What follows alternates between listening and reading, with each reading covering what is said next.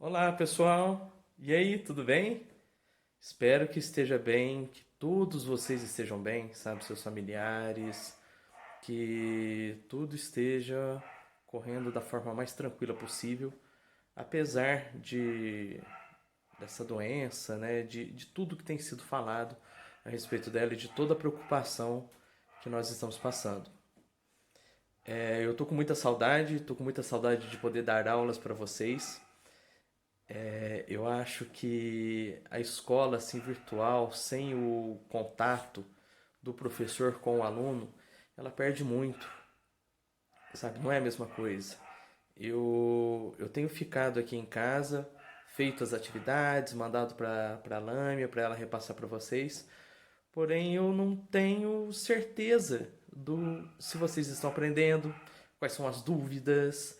Lembra na sala que todo mundo, a hora que tinha alguma coisa assim que deixava vocês indignados ou talvez assim com um ponto de interrogação na cabeça, vocês levantavam a mão, perguntavam e a gente fazia aquela aula dialogada, aquela aula gostosa. Não é? Eu vou falando, vocês vão perguntando, vocês mesmos respondem, eu faço perguntas, então aquela aula bem dinâmica, né? E isso acaba ficando um pouquinho de lado, mas nós vamos tentar vencer isso e logo logo, se Deus quiser, nós vamos estar todos juntos novamente, tá ok?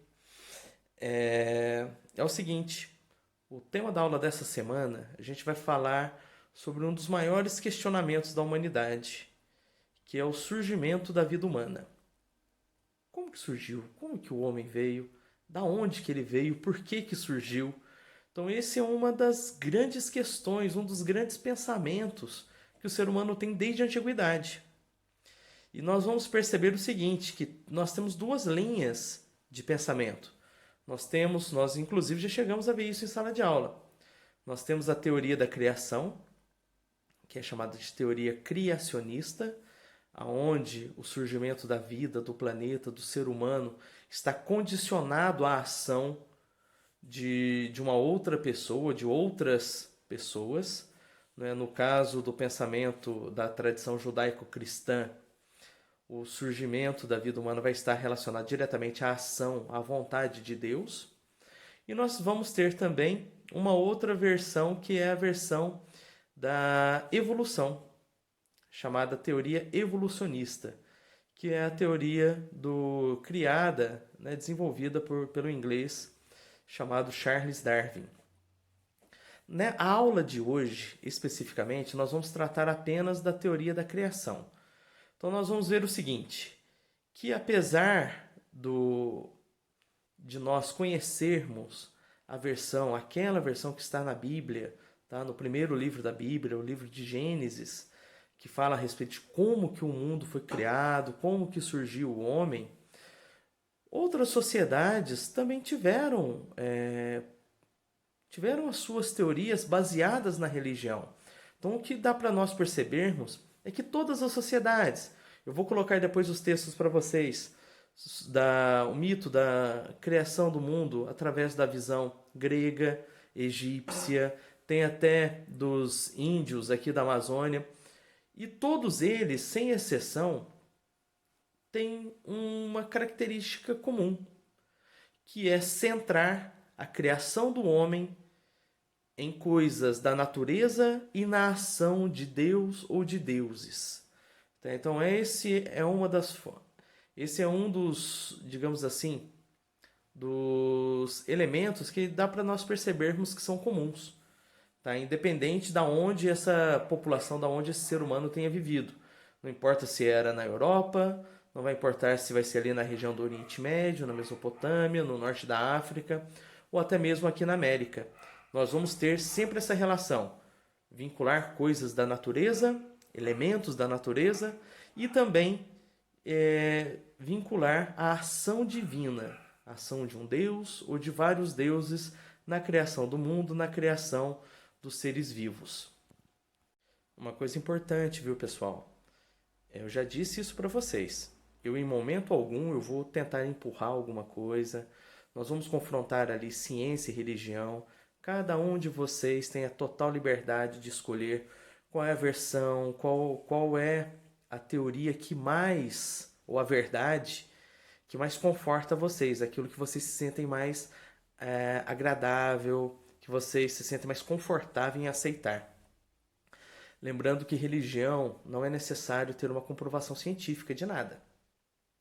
Basta apenas o desejo de você falar assim, não, eu acredito nisso, eu acho que foi assim que aconteceu e pronto. Vamos lembrar que em história, nós já até estudamos, até foi matéria que nós já vimos aí nas aulas passadas. História, existe uma coisa chamada verdade histórica. A verdade histórica nada mais é do que a sua análise, a sua interpretação.